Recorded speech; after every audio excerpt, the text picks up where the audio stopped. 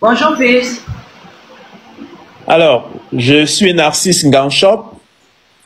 Oui, Je suis le fils de la maman. Je oui, suis par ailleurs le président du projet politique Les Patriotes du Cameroun, Patriotes africains du oui, Cameroun pour le travail, l'éthique et la fraternité. Nous nous oui, inspirons de nos frères du PASTEF du Sénégal, de Ousmane Sonko. oui, Alors, je voudrais tout d'abord féliciter le travail que maman fait depuis des années pour la oui, défense de ses fils au Cameroun et en Afrique. oui. Merci. Euh, on peut ne pas toujours être d'accord avec les prises de position de maman, mais on sait que maman, c'est une avocate et elle défend tous les enfants. Donc, lorsque je le dis parce que je suis africain, je suis bantou, mais je comprends aussi la position de maman en tant qu'avocate, parce qu'elle est d'abord mère et elle est aussi avocate. Donc, en tant qu'homme politique, je comprends cette position de maman.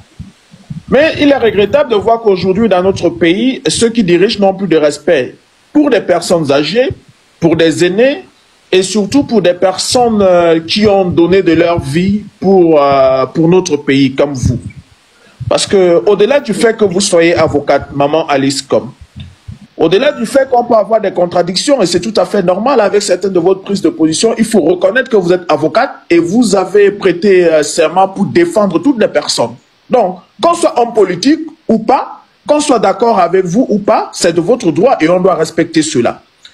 Voir Tout à fait. qu'aujourd'hui, l'autorité administrative, qu'il soit préfet, même gouverneur, je l'ai dit dans plusieurs vidéos que j'ai partagées, mais quand même, lorsqu'on s'adresse à une Alice Com, même si elle n'était pas que citoyenne, il y a un minimum de respect. Il y a un minimum de respect que nos autorités doivent avoir. Aujourd'hui, nous avons le sentiment, et ça je le dis en toute humilité, nous avons le sentiment que ceux qui sont censés servir le peuple n'ont plus de respect pour personne dans cette République. Ils peuvent se permettre d'échiner des avocats, ils peuvent se permettre d'arrêter des patrons des services de renseignement qui ont servi la République, les humilier et les jeter en prison. Ils peuvent se permettre de démettre des généraux des divisions de l'armée qui ont formé des générations de gendarmes tout simplement parce que ce général avait un différend avec un ministre qui est un prévaricateur de la fortune publique. Et aujourd'hui, ils peuvent se permettre de vouloir humilier une maman, une avocate, une personne respectable dans une république. Alors, nous nous offusquons, nous disons non, et notre génération, nous lançons un vibrant appel à toute la jeunesse camerounaise. Nous pouvons avoir notre point de vue qui diffère de celui de notre maman sur certains aspects de ce qu'elle défend. C'est tout à fait normal. Notre opinion, maman respecte aussi notre opinion, mais nous respectons l'opinion de maman parce qu'elle est avocate et c'est son devoir. Mais de là à accepter que des autorités administratives puissent humilier une maman comme celle-ci, nous disons non. Et nous devons nous dresser contre cette injustice. Nous devons dire non à cela. Mais si ces gens n'ont pas le minimum de respect envers les citoyens, envers des avocats, envers des aînés, comment est-ce qu'ils attendent du respect de la population envers eux, ces gens-là? Mais à un moment donné, il faudrait qu'on dise que enough, enough is enough. Mais ça suffit à un moment donné. Bravo, mon fils. Je suis de tout à fait de cet avis-là. Ils font des amalgames, ils vont chercher, ils ne trouveront rien à me reprocher dans ma vie personnelle, ma vie privée et ma vie professionnelle de citoyen. Ils ne vont pas trouver. Par contre, je ne suis pas sûr que si on cherche des poudres dans leur tête, on ne va pas trouver. Parce que le ménage, je n'ai même pas besoin de parler longtemps. C'est lui-même qui s'est proposé lors des précédentes élections présidentielles à aller chercher des manœuvres blancs là-bas, ou bien c'était en Belgique ou quoi, en faire des observateurs, des faux observateurs d'élections, les mettre à la télé, prendre de nos argent, les payer pour venir mentir officiellement, pour dire que l'élection qui était entachée de tellement de fraude était une élection claire, transparente et fidèle. Vous voyez? Et c'est lui, Malgré tout ça, il est toujours à la tête du MENAT. Ça ne vous dit rien, ça? Mais évidemment, maman, que nous savions... Quelqu'un qui est capable, ministre de faire ça, prendre l'argent du contribuable, aller chercher des manœuvres blancs là-bas parce qu'ils sont blancs, venir à la télévision, nous les imposer pour les entendre dire que l'élection que nous dénoncions comme n'étant pas juste, équitable et transparent, que ça s'est bien passé, ils sont là parce qu'ils sont blancs, ils vont témoigner, etc. Et on les paye avec notre argent pour nous mentir. Cette personne-là est toujours à la tête du même département ministériel. Qu'est-ce que nous autres on peut attendre de lui? La vérité, la sincérité, le respect de la loi, le respect du peuple souverain, le respect de rien du tout de nos valeurs. Bon, mais c'est à nous de dire, ça suffit. Ça suffit. Tu as fait une fois, on a laissé. Cette fois-ci, on ne va pas te laisser. Tu vas te débrouiller comme tu veux. Tu vas laisser le peuple souverain exprimer sa volonté et son choix libre. Tes histoires de frauder, de faire tout ce que tu as fait par le passé et qui est prouvé, hein, documenté. Ça ne va pas se passer cette fois-ci. Nous allons exercer le pouvoir souverain du peuple. C'est l'année prochaine. C'est là où je veux vous voir, vous mes enfants, exercer ce pouvoir-là. On le dit souverain. Mettez-vous. Ça s'est passé ailleurs. Ça s'est passé au Sénégal. Ça s'est passé partout où des anciens comme lui ne sont plus en poste. Et au travers d'élections libres et transparentes. Mettez-vous au travail.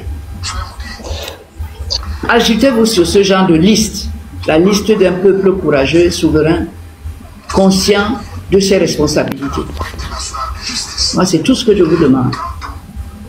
Merci. Moi, je vais dans un mois, même moins d'un mois maintenant. Je ne fais pas ça pour moi. Je fais ça pour que vous sachiez que je n'étais pas d'accord avec ce qui se faisait. Que j'ai eu l'occasion de vous le dire. Et de vous dire que ce n'est pas une fatalité. Et que je suis prête à être à vos côtés lorsque vous voudrez redresser la barque. Pour qu'elle ne chavire pas. Que c'est à votre portée. Pour que demain vous ne me reprochiez pas de n'avoir rien fait. Encore que je ne serai plus là. C'est pour ça que j'anticipe. C'est pour ça que je me donne pour dire les choses comme elles sont. Vous encourager à jouer votre part de la partition. C'est tout. Vous êtes des électeurs, vous détenez le pouvoir souverain pour choisir à qui vous avez confié votre vie, hein, pour les 7 prochaines années. Hein. Moi, je ne serai peut-être plus là. Hein. Je veux surtout que vous le sachiez.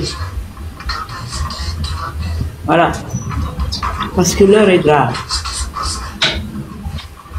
Et vous allez être 7 ans encore avec Atananji. Si vous ne faites pas attention. Voilà. Si vous le faites, vous n'aurez plus que vos yeux pour pleurer. Hein? C'est pour ça que je me mets là, pour dire les choses, pour ramener les gens à la raison, à la loi, au droit. Et à la vraie démocratie, c'est-à-dire l'expression du peuple souverain. C'est lui qui a le pouvoir. On va venir te demander ce pouvoir-là pour 7 ans, l'année prochaine. Qu'est-ce que tu comptes faire? Voilà. Merci, merci maman, nous avons suivi, nous suivons vos conseils. Je l'ai dit tantôt, sur certains aspects on peut ne pas être d'accord, mais force est de constater que vous êtes la mère des enfants et vous protégez tous vos enfants, raison pour laquelle je l'ai dit dans les groupes WhatsApp où nous sommes, que dans un pays sérieux, dans un pays où la préfectorale avait le minimum de respect pour les citoyens, l'interdiction de la manifestation, par exemple, qui était prévue, n'avait pas lieu. n'avait pas lieu. On ne peut pas être dans un pays où ceux qui sont au pouvoir ont cette fâcheuse manière d'interdire systématiquement toutes les manifestations de l'opposition et de la société civile. Ils affirment leur dictature, ils assument leur régime totalitaire. Mais à un moment donné, il faudrait que ça suffise. On ne peut pas être dans un pays où il y a un ministre qui a autant de scandales et qui continue à se taper de la poitrine. Mais ça montre même en réalité que le président de la République n'exerce plus son pouvoir. Et que ce sont des clans autour du président de la République par rapport à leur intérêt qui maintiennent leurs copains, leurs amis au sein du gouvernement. Parce que si nous étions réellement dans une république sérieuse, où le pouvoir était exercé par, sauf si c'est le président lui-même qui alimente cela, parce que le ministre Atangadji n'a plus sa place au gouvernement. D'ailleurs, il n'est plus le seul. Mais sauf qu'il est dans un ministère important. Il est dans un ministère important et il ne peut pas se permettre de croire qu'il dirigera ce ministère avec le mépris pour les citoyens camerounais, avec la violence, avec de la brutalité. Il s'adresse parfois au peuple comme s'il était un patron. On a le sentiment que le ministre Atangadji n'est pas conscient qu'il est au service des Camerounais. Mais il s'adresse à la population, au peuple qui seul est souverain, avec assez de condescendance. Mais j'ai jamais vu autant de mépris d'un ministre pour la population. Je vais vous dire, maman, je suis en exil. Depuis la dernière élection de 2018, je suis en exil en Turquie. J'ai payé l'État du Cameroun 110 000 francs pour renouveler mon passeport. L'ambassade du Cameroun en Turquie m'a refusé de renouveler le passeport. Ils ont fait de moi apatride. Comme pour dire quoi? Nous avons plusieurs de nos compatriotes à l'intérieur du pays. Lorsqu'on parle des votes, qui veulent bien s'inscrire, ont voulu la liste électorale, mais ils ont procédé par la même manière pour ne pas inscrire des Camerounais sur les listes électorales. Ils procèdent de la même manière pour ne pas donner des cartes d'identité aux Camerounais pouvant leur permettre de s'inscrire sur les listes électorales. Pendant ce temps, ils fabriquent des fausses cartes d'identité dans la partie septentrionale, parfois aux étrangers, pour faire gonfler les chiffres.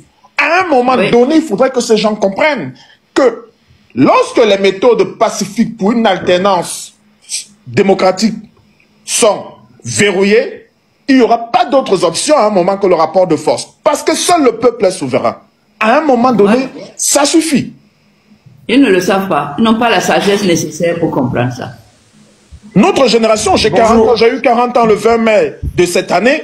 Je suis né en 1984, 2 ans après l'arrivée du président Biya au pouvoir. Mais qu'ils comprennent qu'ils ont sacrifié une partie de notre vie, mais que nous sommes prêts à prendre nos responsabilités à main.